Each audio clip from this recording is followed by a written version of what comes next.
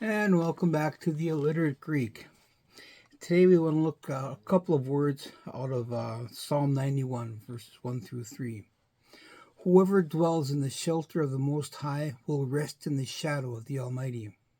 I will say of the Lord, He is my refuge and my fortress, my God in whom I will trust. Surely He will save you from the fowler's snare and from the deadly pestilence.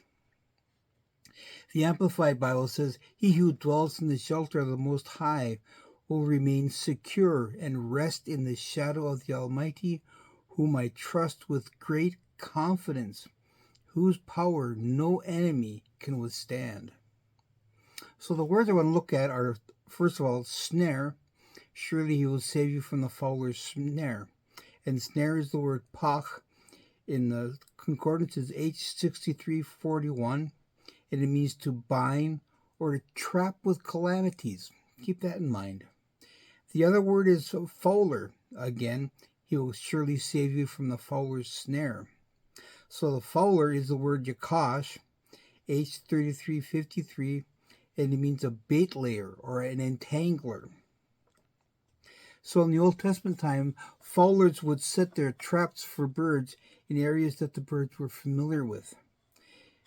And once they were caught in a trap, if the birds struggled to free themselves, they would only further entrap themselves. Beloved, Satan is the master fowler. He knows exactly how to entrap us. He knows what our weaknesses are. He knows how to distract us from God. We're human. He knows our human nature. But remember, when trial and temptation come, they aren't from God, but they're from the enemy. So don't be so quick to turn to what is easy or familiar, but turn your eyes to Jesus. In James 1 it says, Let no one say when he is tempted, I am tempted from God. For God is incapable of being tempted by what is evil, and He Himself tempts no one.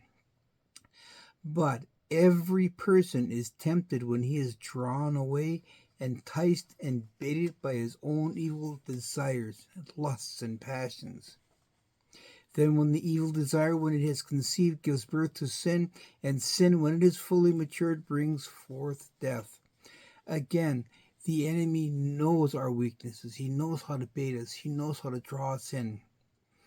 And once we take that fatal step forward, if we keep following those steps, they will lead us to death. But Psalm 121 says, I will lift up my eyes to the mountains from where my help comes from. My help comes from the Lord who made heaven and earth. He will not allow your foot to slip or to be moved.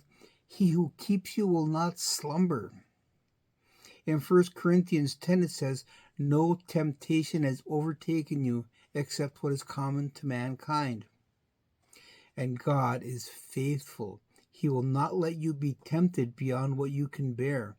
But when you are tempted, He will also provide a way out so that you can endure it. As the old hymn says, turn your eyes upon Jesus. Look full into His wonderful face, and the things of this earth will grow strangely dim in the light of His glory and grace. So lift your eyes to heaven. Lift your eyes up to Jesus, your Savior, your protector. Thanks again for coming, and we'll see you next week.